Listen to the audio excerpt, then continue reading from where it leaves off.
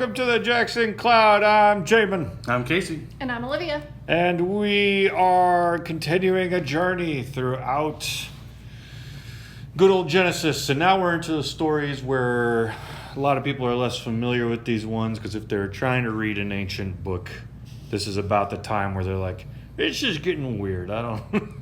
But usually Genesis has enough narrative that people can make it through it. So here's what we get into today. We're continuing the story of Jacob, who now has two wives by accident.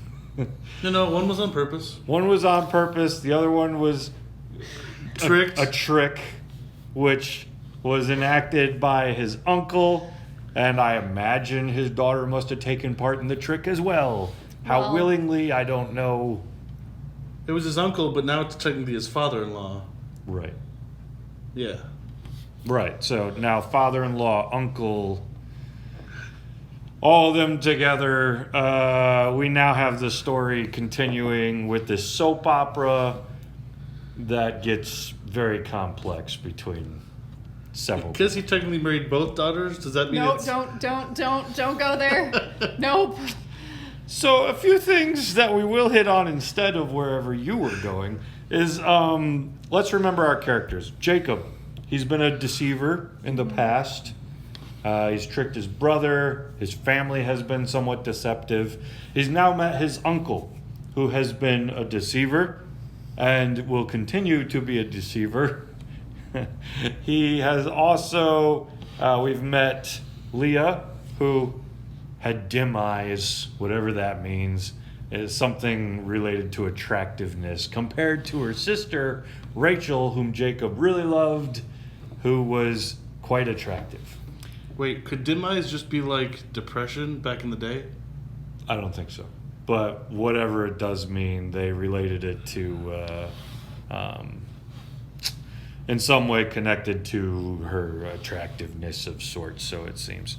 So with all that being said, we now have all these characters, one big unhappy family, and remember when Hagar and Sarah and Abraham all kind of get in this twisted polygamy type relationship, and there's all this soap opera stuff that starts happening? Yeah. Uh-huh. It's going to happen here too, because that's what happens when you intertwine intimate relationships in ways that don't match the Garden of Eden. So in this particular case,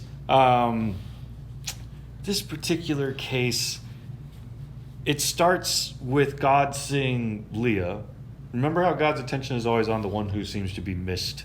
Like Jacob is the second born. God's attention is there. Other stories that Hagar.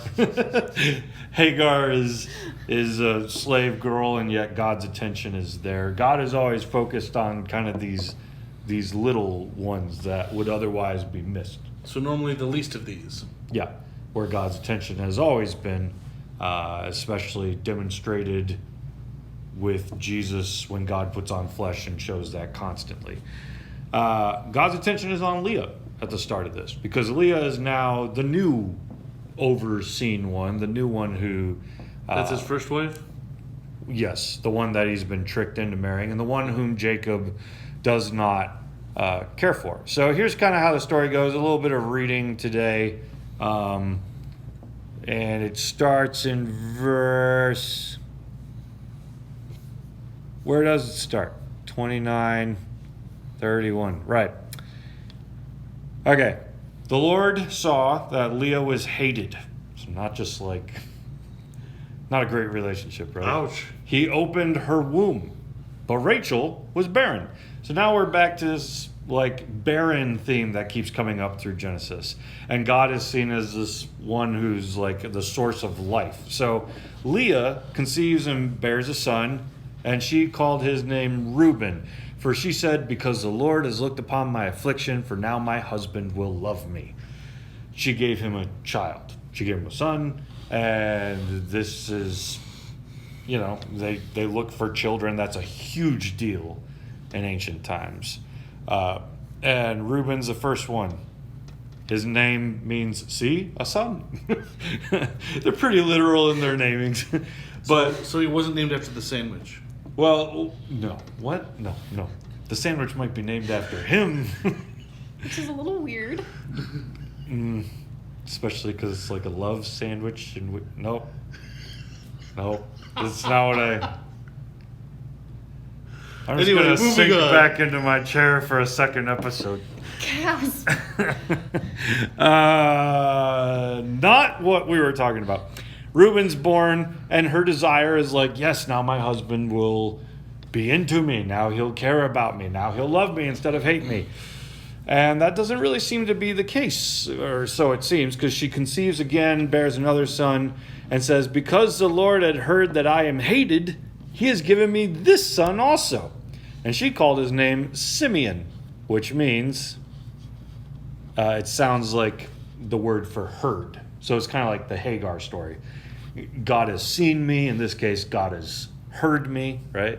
Again, she conceived and bore a son and said, now this time my husband will be attached to me, because I have borne him 3 sons.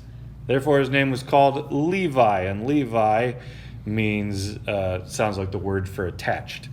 And she conceived again and bore a son, and said, this time I will praise the Lord. So it took the 4th time for her to praise the Lord? Well, therefore she called his name Judah, which my wife Jody, like that's the female equivalent, I think, of Judah, which sounds like something like praise. So, yeah, then she ceased bearing, it says. So we can pause here for a moment. The soap opera is going to continue, but when I read this, there's something that catches my attention, but I'm curious what's catching Olivia's attention. This just makes me sad. Go on. Well, okay, so we've got female, not very loved by husband. I'm gonna have a child, then he'll love me. And it doesn't work. So I'm gonna have a second child, then he'll love me. Doesn't work. 3rd child. 4th child. Okay, I have a child, but whatever about him. I guess I'm just gonna love these children in the Lord, and he can do whatever. Very good, very good. I think, as sad of a story as this is, as Olivia has claimed, there is a certain beauty in this final, I don't want to say letting go, because the story goes on. But there's this moment here that reminds me of my own journey with like music, and I think I probably talked about it on the cloud before, but like I want to pursue music, I'm chasing after music, and maybe if I can get music, then this will fall into place, or I'll find joy this way.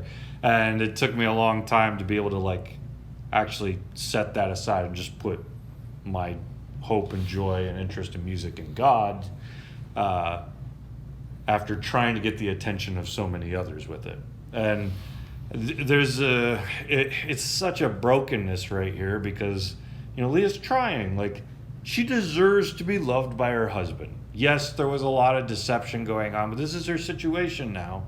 She wants to make the best of it, And for many relationships out there, people have fallen into ruts in their marriage where they might find themselves doing lots of different things to try to please the spouse, and the spouse either doesn't recognize it or just isn't interested, and they fall into a similar place of, okay, I'm committed to a spouse, I can only do so much to generate interest out of my spouse. There's also a responsibility on their behalf to show interest back in me. What do I do in the meantime? And there's a certain model that Leah does here is like, ultimately, I can only go as far as I can go, and I have to rely on God, meet with God, love God, regardless of where I end up. And so this final child, there's a certain like, I'm going to put my praise in God. This hasn't worked out between me and my husband. I wish it would, but God is faithful to me regardless, because he keeps giving me kids. And so she has like she feels seen in that moment. It's her Hagar moment. That Bilhah Roy, the well of the living one who sees me. This is the child of the God who hears me. This is the child to whom God I give praise. So it sucks and it's not right, but at the same time, she does keep her hopes in God, who has shown that even though she's belittled, he's there. I don't know. Other thoughts on this part of the story? I mean, because I know it doesn't stop here, it's going to change eventually, but like, you know, right now, if you think about it, Abraham had one-ish sons. One-ish. So like, Isaac was the one that he focused on, but technically he had two, but 1.5, I guess? I don't know. Anyway, but then like, Isaac had two sons, so it's like 1, 2, and at this point of the story, we now have 4. So normally if we're thinking like chronologically, like, oh, this is where the story should end, but I know it does not end here.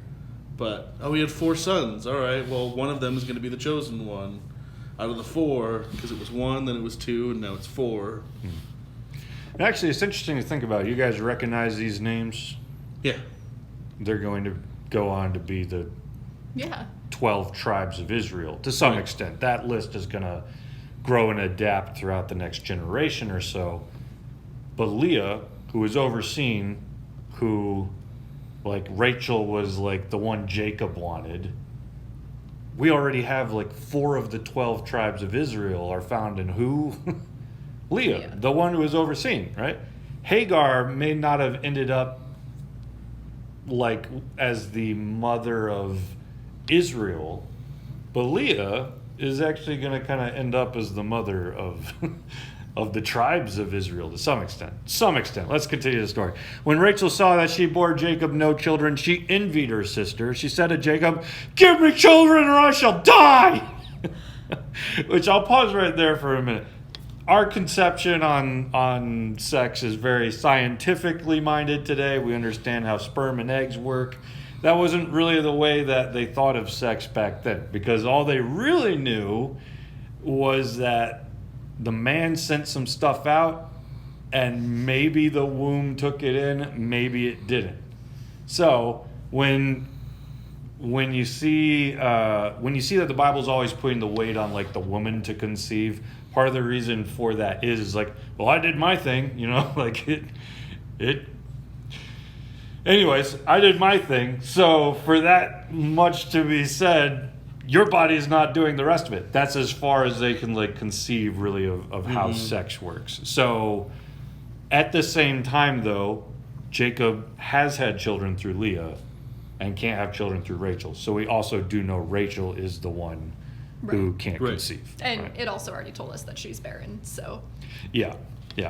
But she's upset about this to the point that she comes, "Give me children or I shall die." And that's actually like, there's a lot of anger right there. That's one of the more startling.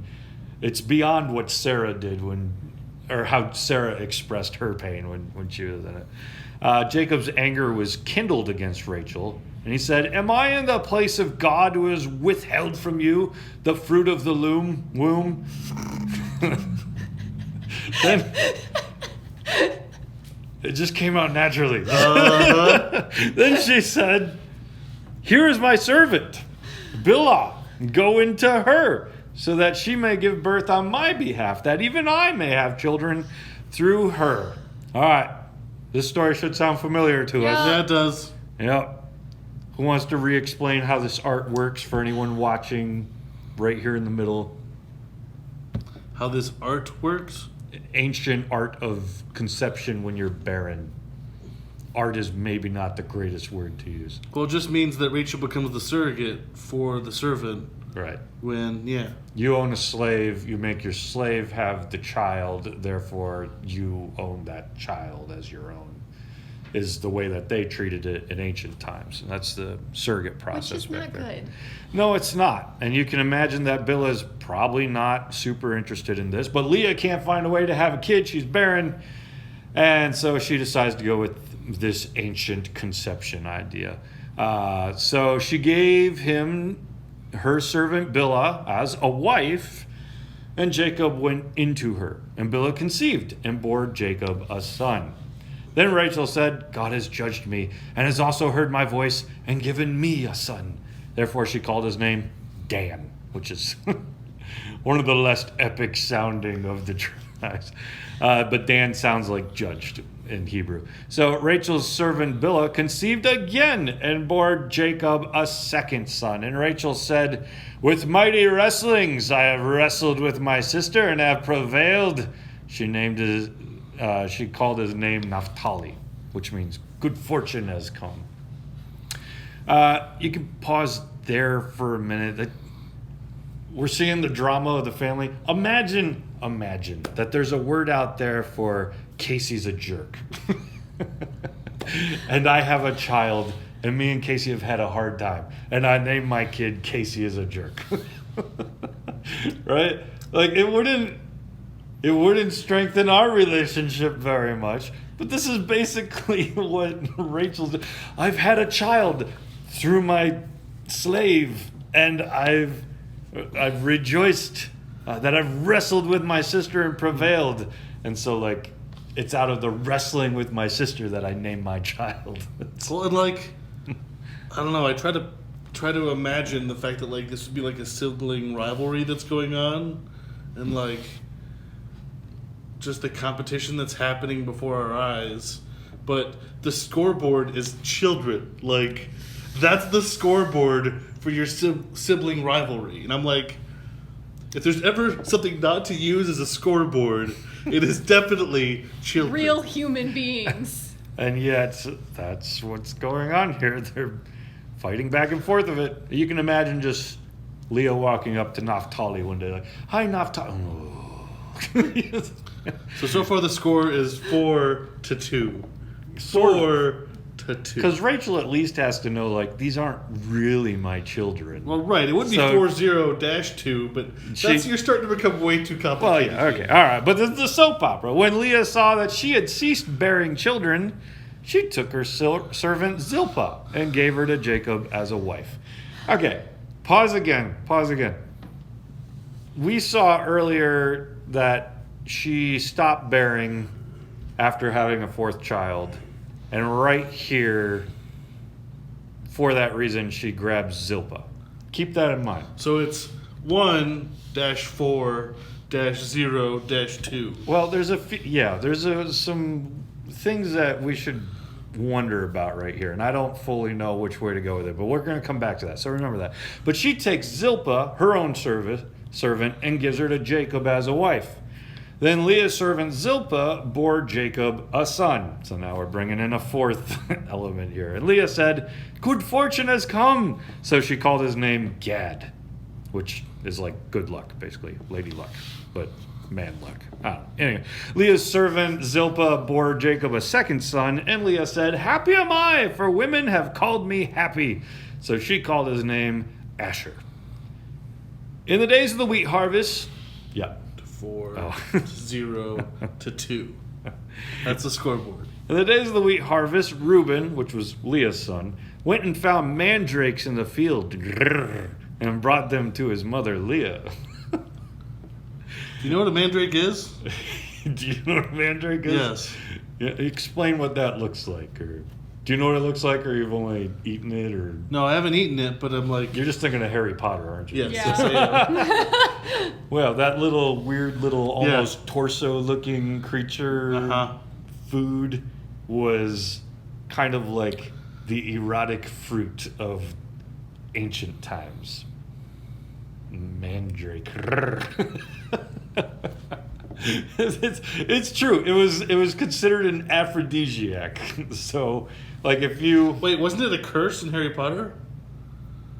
maybe Yeah. Okay. aphrodisiac curse, probably not. It's a children's book.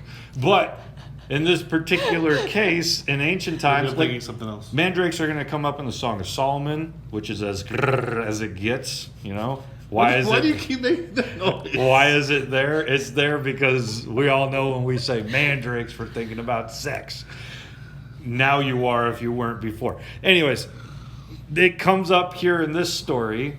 Reuben, nothing like your son finding your sexual medicines in the harvest, but Reuben knows what these are for sure, and gives it to his mom because he also knows that his mom wants another son. Maybe. Yeah, okay. Then Rachel said to Leah, "Please give me some of your son's mandrakes." But she said to her, "Is it a small matter that you have taken away my husband?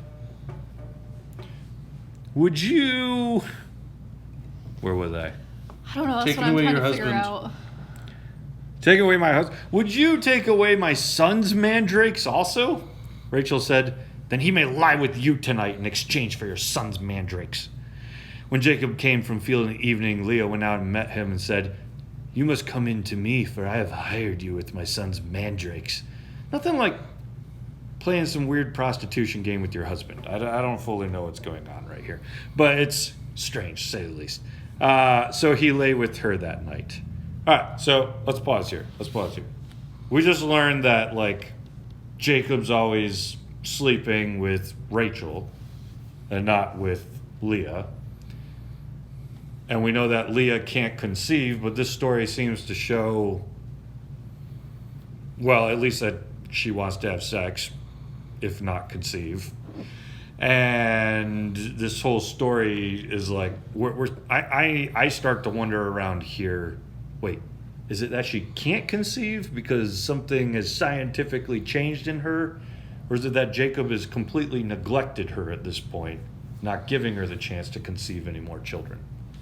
And if that's the case, that makes Zilpah look even more like of a perverted moment for Jacob of like, well, I don't want to sleep with you anymore, but I guess if you want to give me your servant so I can sleep with her, sure, I'll do that. You know, like, I don't know. We're reading into it. We can't fully know, but commentators wonder, like, is Jacob not doing his job? Or is Leah actually, like, now become barren herself? Because Leah's servant, God listened to Leah, and she conceived and bore Jacob a fifth son. Leah said, "God has given me my wages because I gave my servant to my husband." So it's 2502. Yeah. Is the scoreboard. So she called his name Issachar, which means, it sounds like the word for wages or hire. Nothing like naming your child after, remember the time I paid my husband to have sex with me, right? Nonetheless, though, Issachar shall carry on that meaning in his name. Wages actually is a word used a lot throughout Jacob's story.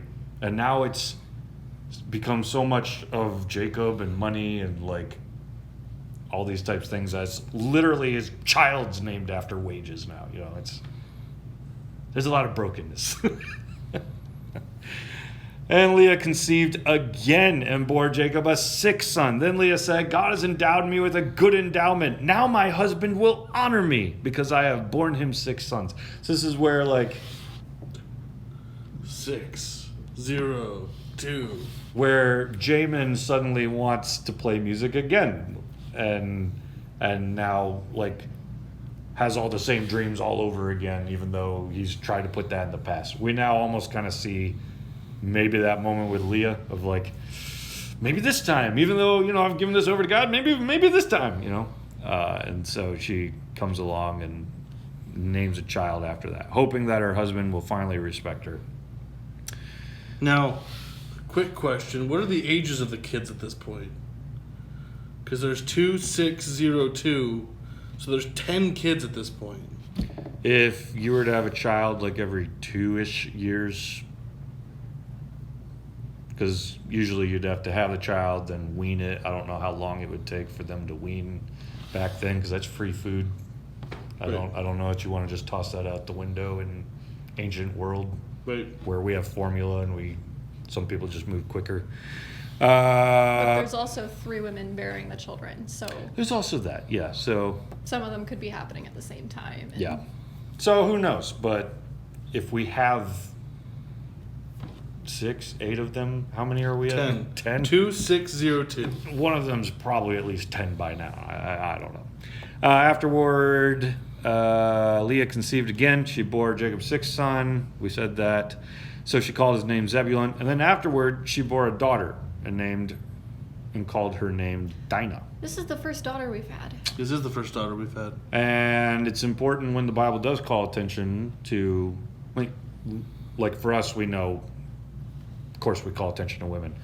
But when the Bible is thematically doing something different than it usually does, like right here, we know that it's setting us up for something or calling our attention to pay attention to Dinah.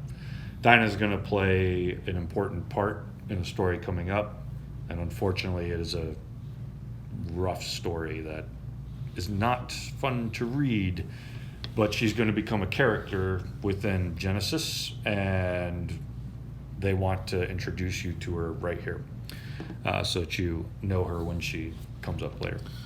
So wait, this is Leah's daughter. so this is the 7th child of Leah, but she's had 6 sons. Yeah. Okay. So 2702. Yes. Then God remembered Rachel. God remembered Rachel. God listened to her and opened her womb. She conceived and bore a son and said, God has taken away my reproach. She called his name Joseph, saying, may the Lord add to me another son, which God will give her one more son, Benjamin, to which, if I remember right, she will die when she has Benjamin. Which birth in the ancient world was Difficult. brutal, difficult. Think of it this way. When we had Beckett, we had a C-section because he would not come out otherwise. My wife would have died. My son would have died. Jericho was a C-section, which was good because there were other things we noticed when she came out. She could have died. All that being said, like, that's today. The only reason my whole family is alive is because of modern medicine. In ancient times, you did not have those procedures, which meant childbirth was an easy way to pass away. I wouldn't be here. Just think of every person you know who's at a C-section because they had to. In ancient times, they would not have lived, right? So in ancient times, like, all the more reason childbirth is a big deal is because, like, surviving it and going through it, and especially because they try to have so many children, all the more reason, like, Leah lives longer than Rachel. Rachel passes away on child 2. Leah has like 7 children without dying and complications. Like, it's a pretty intense story. So wait, right now we're at the Joseph part. So the scoreboard is 2, 7, 1, 2. Except that 1 is such a big deal to Jacob that it's more like 20 versus 0. Right? Because Jacob does exactly what his dad did. His dad played favorites, Jacob plays favorites, and just he loves his wife Rachel, and he loves the son that Rachel gave him. And think of it this way. You now have 4 families trying to pretend that they're one family.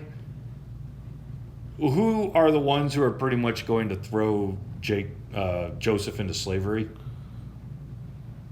His brothers. Everyone who belongs with the other families, right? Mm-hmm. Except for Benjamin. But all the other ones are going to, like, you just imagine, you got family rivalry within your family.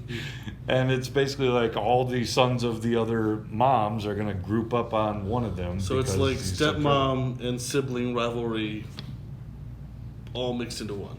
Yeah. And Joseph doesn't even make it any easier. He's always talking about how great he is in God's eyes, you know. Dad loves you, God loves you. You can imagine, with all of this background going on, that this is a broken family with a lot of anger.